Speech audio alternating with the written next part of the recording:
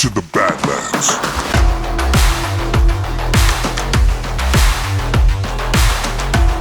Hello and welcome to the third episode of the Badlands Sci-Fi And Dystopian Short Stories podcast. If you have a story you'd like to contribute, please send it in a PDF file to thebadlandsshorts@gmail.com. We'll aim to get back to you if your story is going to be featured on the podcast, and we will read every email. This episode's story is called Outrun by Michelle Henry. Here is your trigger warning for spicy language. Perhaps don't listen in front of children.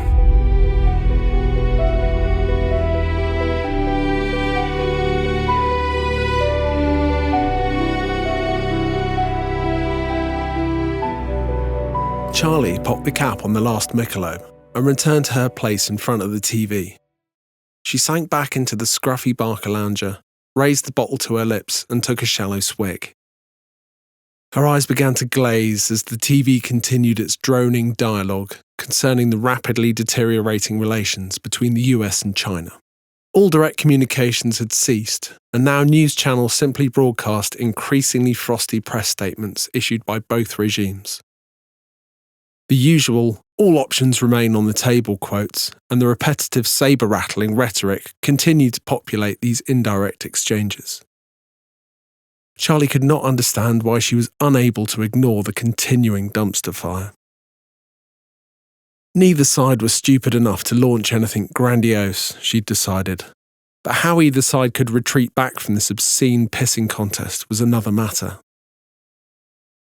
3 beers in, and Charlie had hoped for a bit more of the numbness she'd sought after opening the first. She glanced out of the window and noticed her neighbour Doug was packing cases into the trunk of his car. She got up and sidled over to the window, sipping from the bottle. As if sensing her gaze, Doug glanced up at her as he put the last case in the trunk. He stopped, mouthed something at her, but the window muted the sound. Doug was a homophobe. He was probably calling her a stupid dyke again under his breath. She raised her eyebrows at him, but he persisted and gestured her to open the window. Confused, she reluctantly began to thumb the latch on the window, bracing herself for Doug's usual caustic nonsense. "You need to leave," he said as she opened the window. He continued to walk back to the house.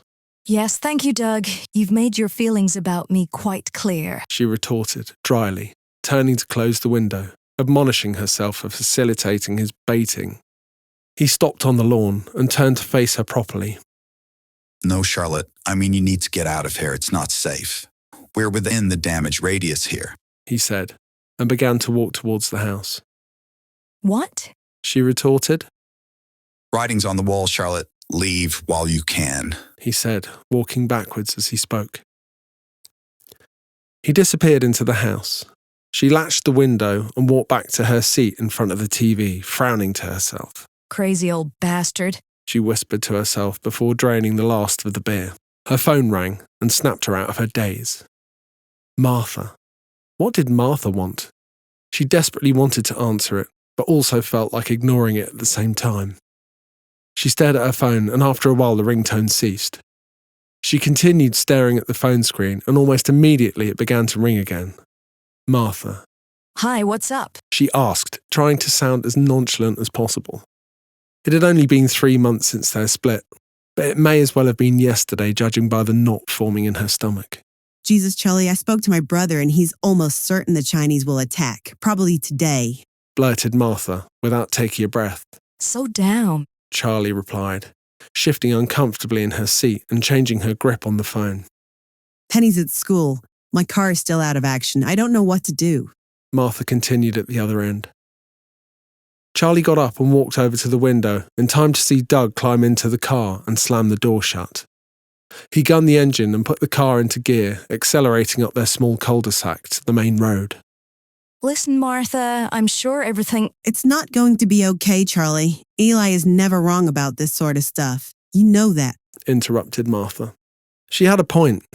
Eli worked in a nondescript area of intelligence and would occasionally hand out anonymous advice like, "Don't go to Egypt this November," or "No holidays in Croatia this summer." And sure enough, some incident would occur that proved that he was more than just clairvoyant. We have to get Penny from school. Martha implored. We? We? Charlie thought. They'd raised 9-year-old Penny together when her father had done a disappearing act when Penny was only 6 months old. Martha and Charlie's relationship had bloomed into something more than friends after she had agreed to move in and help take the strain. That had been 8 years ago. Why can't you go? Asked Charlie, impatiently. She loved Penny and was becoming uneasy at the thought of her being stranded, but was adamant not to be walked on by Martha again. The car hasn't worked in weeks, and there's no hope of getting a bus at this time of day, implored Martha. Charlie was always powerless against that tone of voice. God damn it, Martha. Okay, And at that moment, the power went down. She expected the fire alarms to kick onto battery power with a sickly bleep, but it didn't happen. The fridge began to gurgle as the coolant stopped pumping. Then, silence. Fuck, whispered Charlie to herself. She looked back at her phone. The screen was blank. Why would the phone power off? She pressed the side button to restart the phone and waited for the Apple symbol to appear. It did not appear. She walked over to the window and saw several people coming out of their houses and looking around. She opened the window and leaned out. The silence was eerie. No car engines, no TV, no radio. Even the people seemed too subdued to speak. She saw her stoner neighbour Jerry walking into the central lawn of the cul-de-sac, looking around dumbly. Jerry, she shouted. What's going on? Jerry took a moment to assess where the voice was coming from and who it belonged to, but then replied, Hey, Charlie, I don't know. Everything went off. Thanks, Jerry. That's really useful. She thought to herself. She waved and retreated back inside and grabbed her leather jacket from the hallway. She descended the 3 stairs to her internal garage and unlocked it, stepping inside. Once inside the cramped garage, she turned over the purple-haired troll on the workbench and retrieved the keys for her GSX-R 1000 parked next to her. She didn't have the time or inclination to put on the appropriate leathers or boots and prayed her jacket would suffice in the event of a slide. She put the idea out of her mind and slotted the key into the bike's ignition. She twisted the key to the first position so she could double-check it was in neutral. But nothing happened. No lights, no clicking of relays, no fuel pump priming. Weird. She turned the key back, took it out, and then repeated the process, even turning it to full ignition. Nothing. What the hell? She muttered to herself. She used the bike key to unlock the seat and lifted it away to access the battery. She grabbed a set of leads from the battery charger and created a short circuit between the terminals of the battery. It immediately popped and a few sparks flew out over the positive terminal. The battery's fine, she thought. So where's the issue? She pondered for a moment and then realised she did not have time for a detailed diagnostic session. She pulled a tarp off her old BSA M20 and popped the fuel cap to peer into the tank.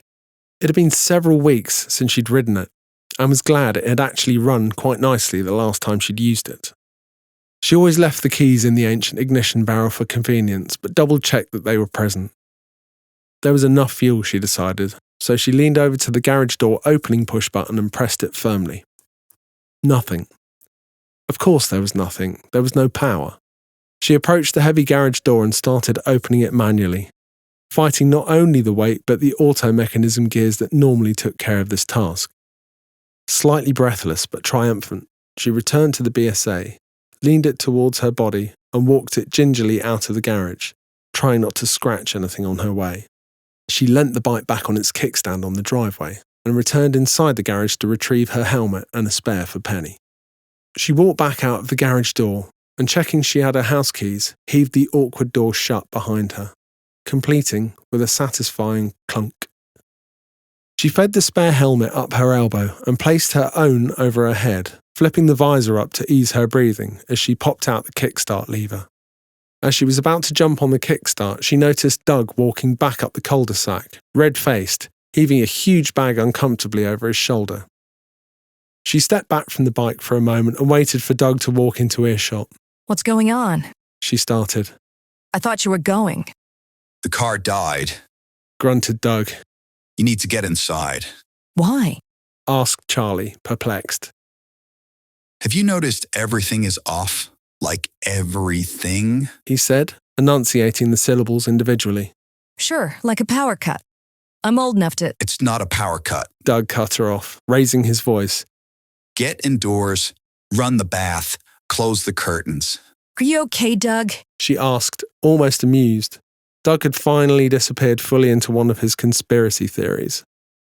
I'm almost sure that was an EMP burst. He said, looking upwards, looking at different angles in the sky. A what? She asked, recognizing the term but not remembering what it meant. EMP, electromagnetic pulse. He snapped, impatiently, finally looking back from the sky to her. In the event of a full exchange, the enemy, probably China at this point, will detonate nukes high in the atmosphere to have exactly this effect. That knocks out anything electronic, anything with a chip or complex circuits. Charlie looked at him skeptically, but began to correlate his words with what she'd seen at home and in the garage. Hopefully this will run. No chips or anything complex. She retorted anxiously. He looked at her BSA. It's British though, right? Good luck, said Doug, turning to walk towards his house, lugging the bag. Get indoors, Charlotte. Run the bath, was all she heard as he disappeared back through his door. Why was he so concerned about her taking a bath? She looked at the BSA. Was this a giant paperweight now? She approached the bike and grabbed the bars with both hands, made contact with her foot on the kickstarter and stamped on it hard. Nothing. The cylinders turned over, but no life was detectable in the bike. She stamped again. Nothing. Fuck. She'd forgotten the tickler, a little button on the top of the carb that acted like an old-fashioned choke. She twisted the throttle a little, hoping to bring a little more fuel into the carb, and depressed the tickler gently. Another weighty stamp, and the bike spluttered into life, and then died. Another kick, and it once again began to fire. She pumped the throttle slightly and breathed out a sigh of relief as the bike warmed and settled into an idle. By now, people were congregating outside on the lawn, talking in groups. Penny. Charlie needed to get moving. She swung her leg over the bike and pulled in the clutch, kicking it into first. Maybe the BSA was okay because it was old. No chips, no complex circuits. Maybe Doug had something. Were we actually under attack? It didn't matter. Penny. Penny mattered. Penny's school, Oak Mountain Elementary, was on the Coldwell Mill Road, about 7 miles away, maybe 10 to 12 minutes on the bike. As Charlie rounded the bend at the end of the cul-de-sac joining the Quail Run Drive, she realised this journey was not to be so easy. Cars littered and blocked the road, with their occupants out on the asphalt, talking, bonnets up, inspecting their engines. She saw Doug's car abandoned on the inner lane, and she thought of his warnings. No time for that now. She carefully weaved through the cars and pedestrians, gently revving the BSA's engine to alert them to her presence. Most stared at her briefly and then moved. Some stood fast and she was forced to move around them. Eventually, she made it onto the slip road of the 119 and managed to pick up a clearer route to gather some speed. The highway was littered with stopped cars, some pulled over to the shoulder, some strewn about the road where they had stopped. She couldn't gather too much speed as the conditions were treacherous, with people wandering around and a few fights seemingly breaking out. People could be such dicks at times like these. That said, she couldn't remember any times like this. As she progressed along the 119, she noticed several cars had crashed together in the confusion and the owners were arguing heatedly. She glanced left and right as she moved carefully forward, trying not to attract too much attention. The last thing she needed now was to be knocked off her bike, or even worse, bike-jacked. She could sense a tense desperation in the air and concentrated her gaze forward. The bike sputtered but fired back to life. Don't die on me yet, she thought. She picked around several abandoned cars and a few more where the desperate occupants were unpacking their goods. Or were they looting? Penny. Concentrate. After another mile or so, she saw the familiar sight of the middle and elementary school ahead of her on the left. She weaved her way off the highway and headed through the gates of the elementary school car lot, and tried to sidle up to a corner so she could alight the bike. The BSA was highly insecure, very easy to hotwire, and she realised that a working motor vehicle had suddenly become a very desirable item. As she parked, she switched the ignition off and carefully turned the gravity-fed fuel tap off underneath the tank. That would keep any potential thief busy for a while. She pulled off her helmet, then hung both helmets on the handlebars and attempted to flatten her dark, coarse hair back down as she walked towards the entrance. Many people were congregating on the front lawn, and it was evident that there was no power here either. She pushed open the heavy metal and wood double doors to the main school entrance and made her way to the glass slide doors of the reception hatch. Hi, I'm here to pick up Penny Van Horn. Charlie said. And you are? Asked the receptionist impatiently, whilst clearly concentrating on something else. Her mom, said Charlie. The receptionist stopped and eyed Charlie suspiciously. Miss Van Horn? She asked skeptically. No, the other mom, snapped Charlie impatiently. Well, I'm not sure that's... started the receptionist, only to be rapidly interrupted by Charlie. Room number, please. We don't have time for a discussion. Have you seen it out there? The receptionist peered past her nervously. They've all been in the main hall since the power went out, uttered the receptionist, still peering past Charlie. Charlie turned on her heels and marched towards the double doors to the central corridor, walking backwards at one point to catch the receptionist's eye so she could release the magnetic lock on the door. It went out with the power, said the receptionist, reading her thoughts. Charlie could hear the frenetic chatter of the children well before she reached the hall.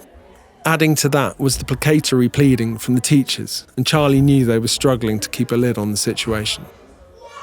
As she opened the doors, she scanned for Penny's face amongst the hundreds of fidgeting children.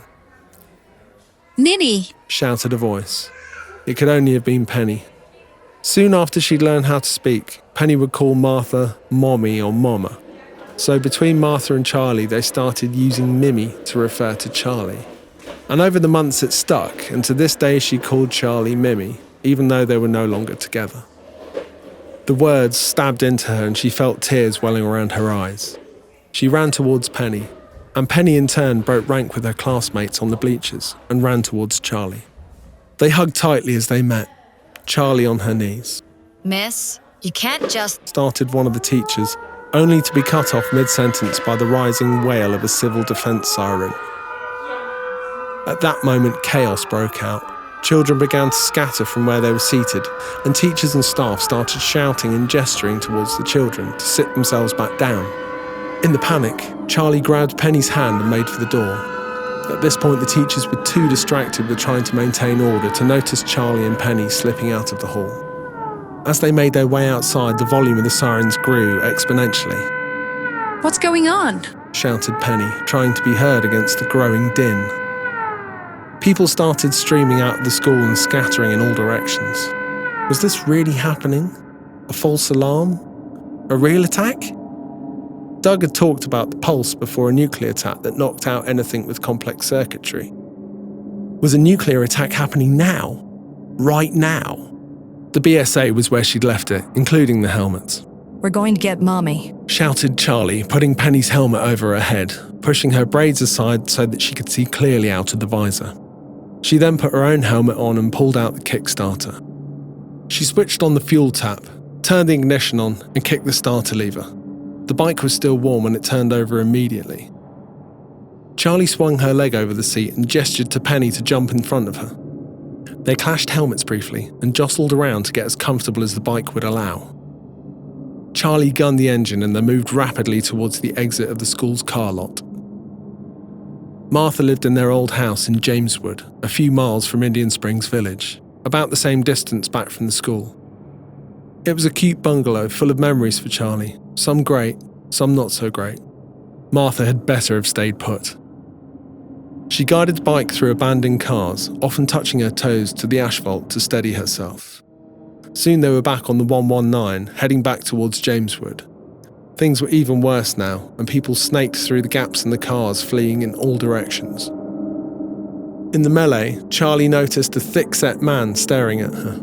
He began to make his way towards her as she struggled to make her way around obstacles and people. What was he doing? The acid in her stomach began to churn. Was he going to bike-jack her? She knew how to fight, but this guy was big, and she had Penny to think of. She looked left and right, furiously trying to come up with an escape route. She noticed just up ahead was the Eagles football stadium turnoff, and started towards it as fast as she could manage, which was not very fast.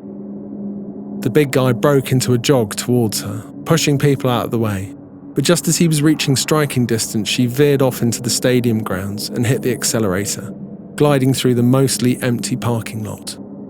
Hold on. Shouted Charlie as they reached the edge of the parking area and bounced onto the grass. The stadium began to retreat behind them.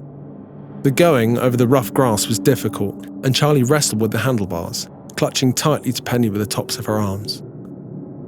She smashed through hedges onto a paddock and headed for what she hoped was north. Soon enough, she hit a single-track asphalt drive and was glad to gather some speed. All of a sudden, there was a bright flash, like a camera flash going off. But before Charlie could work out what it was, there was a blinding bright light, like sunlight, only much brighter and much hotter. Charlie tried to hunch over Penny to protect her from the heat. Instinctively, Charlie rode the bike onto the grass, dumped it on its side, and grabbed Penny, dragging her towards a ditch next to a copse of trees. Next, after 2 to 3 seconds, came the blast wave, tearing at the trees and launching sheds and what must have been roof tiles into the air. And then, the sound of the massive detonation, like nothing Charlie had ever heard. Penny was screaming, and Charlie did her best to console her, but in truth, she was equally as terrified. They lay in the ditch for several minutes as the noise settled into a heavy, low rumble, and the trees that had survived returned to their original positions. Charlie dragged Penny out of the ditch, both of them covered in stinking stagnant water. What was that? Shouted Penny, her voice muffled by the helmet visor. Charlie pulled up her visor. Nothing good, Pen. We need to go. Charlie pulled her own helmet off and tossed it aside. The BSA was in a crumpled heap and had debris and branches covering it. There was another subdued flash much further away to the east. Atlanta? Charlie ripped the debris off the bike and stood it back up. It stank of gas, but seemed to be otherwise mostly undamaged. She pushed it back to the asphalt track. Penny looked on as Charlie furiously kicked the starter. Nothing. She flipped the kickstand. We may have to walk, Pen, said Charlie, looking around her. She vaguely remembered something about fallout after a nuclear detonation. That was really bad stuff. But when did that happen? 2 minutes? 2 hours? A feeling of helplessness started to choke her. She fought back tears. Penny.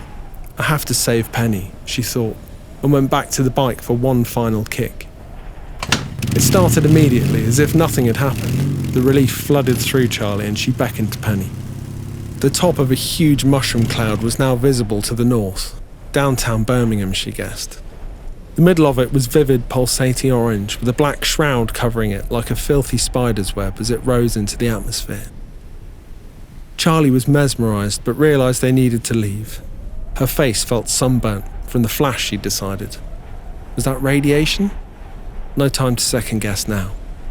Charlie and Penny progressed up the track, dodging and weaving around fallen tree limbs. Paradoxically, they were heading towards the mushroom cloud, towards Jameswood. They crawled onto Swan Drive, and then Cahaba Valley Terrace. Cars strewn everywhere and huge amounts of debris, fallen tree limbs and fencing littered the road. A few people stumbled around, obviously caught out in the open when the flash happened. Their skin looked blackened, and some held their hands to their eyes. She felt guilty as she avoided them, putting as much road between her and them as she could. She shimmied around a giant upturned trampoline and 2 upturned dumpsters. Their contents spilled out into the road. They stopped at the junction with Caldwell Mill Road.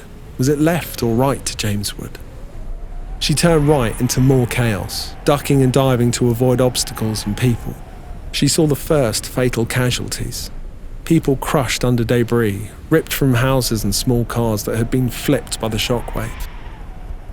As she reached the intersection, she recognised a now shattered Walmart on the corner and turned left onto Valleydale, finally on their way to Jameswood.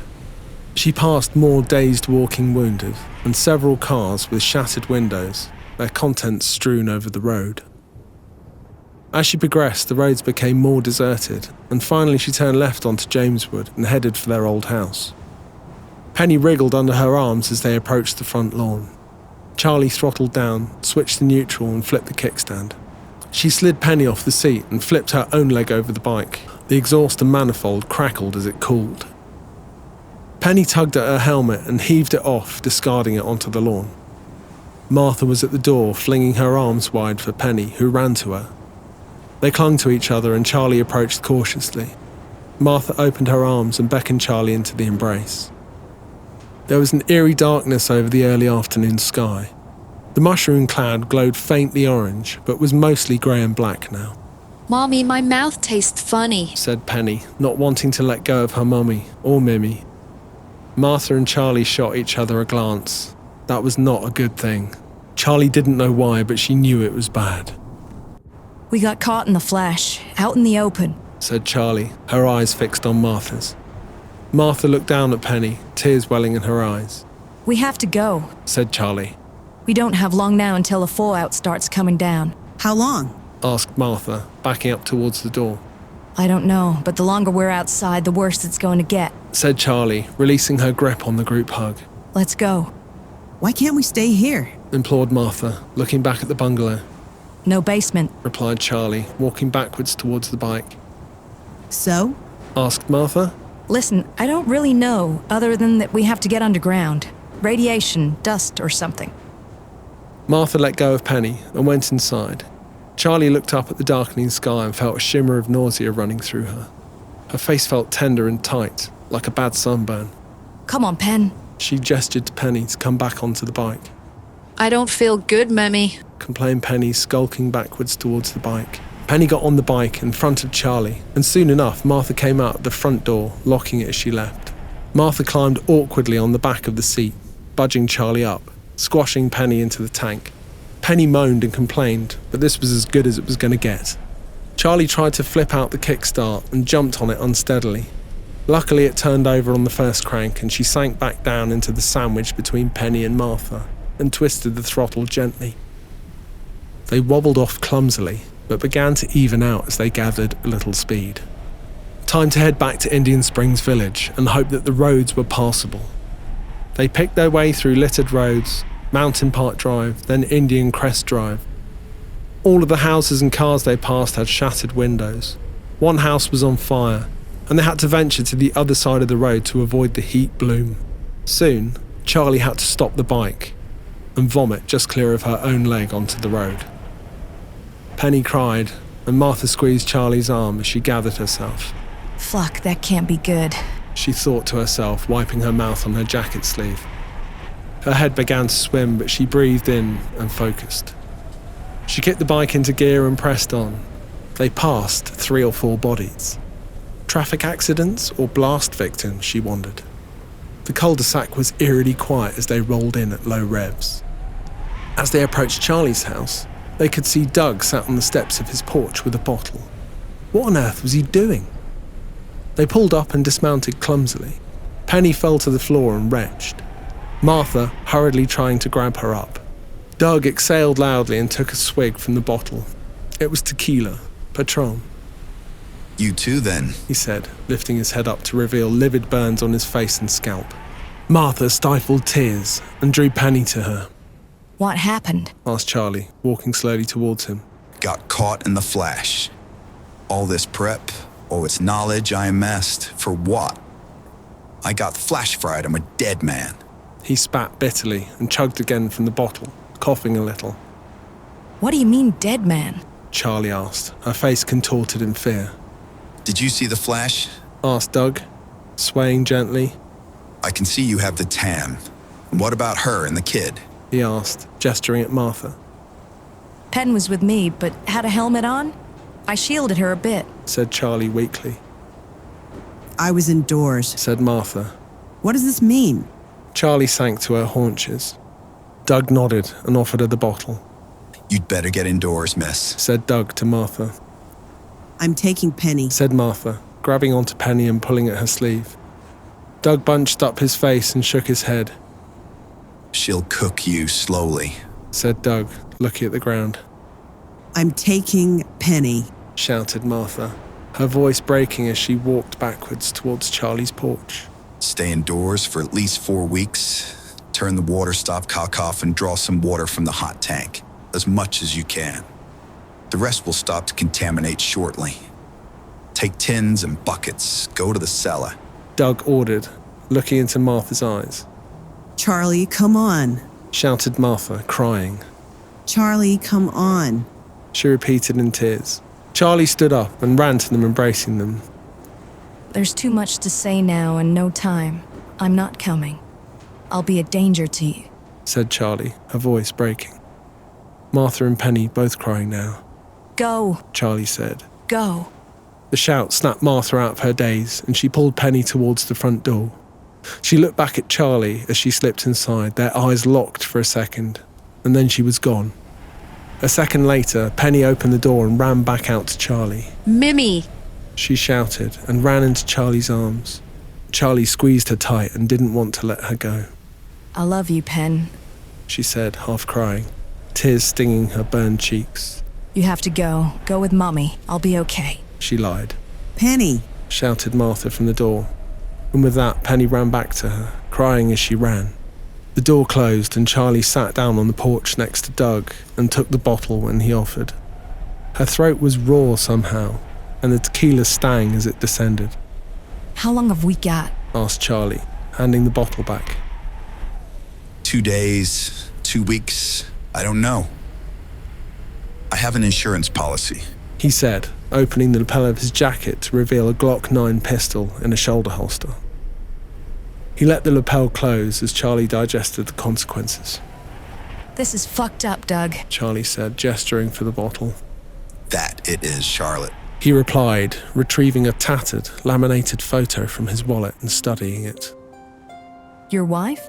Asked Charlie, taking a generous slug from the now half-empty bottle, realizing she knew almost nothing about Doug. Yeah, Audrey. Been gone for 13 years now. Miss her every day. He said, struggling to stop his voice breaking. Can I? Asked Charlie, gesturing with her hand. Doug handed her the picture. She's beautiful, Doug. You were definitely punching. Snickered Charlie blackly.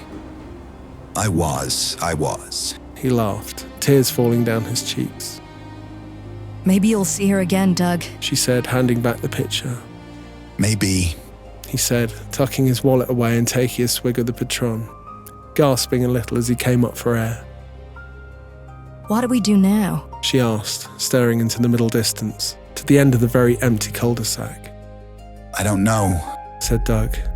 Why don't we just wait here for a little while? See what happens. And then gently out of the sky began to fall large grey flakes like burnt snow. First 1 or 2, then more.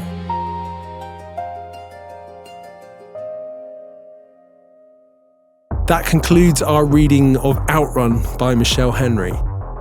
Thanks for listening, and remember, if you have any stories to share or you want to say hi, you can email us at thebadlandsshorts@gmail.com, or you can come and see us on TikTok or Insta. See you next time. You are now leaving the Badlands.